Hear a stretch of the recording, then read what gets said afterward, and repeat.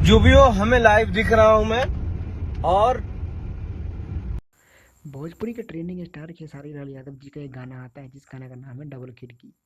और उस गाने के बारे में रितेश पांडे भोजपुरी के सुपरस्टार लाइव आकर क्या बताते हैं, आज हम आपको जो भी हो बताएंगे। हमें तो लाइव दोस्तों दिख रहा वीडियो हूं को आप मैं। शुरू से लेकर लास्ट तक और जरूर देखिएगा। चलिए वीडियो को हम स्टार्ट करते हैं और आपको हम पूरी बात बताते हैं। दोस्तों खेसारी लाल यादव जी का कल गाना एक आता है जिस गाने का नाम है डबल खिड़की।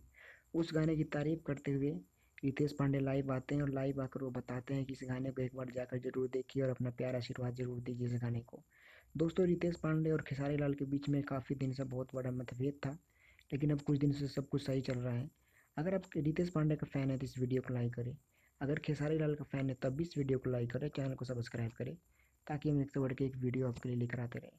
बस आप लोग अपना प्यार आशीर्वाद इसी तरीके से बना कर रखिए जिससे कि हम एक से बढ़ के एक वीडियो आपके लिए लाने की कोशिश करें। Thank you.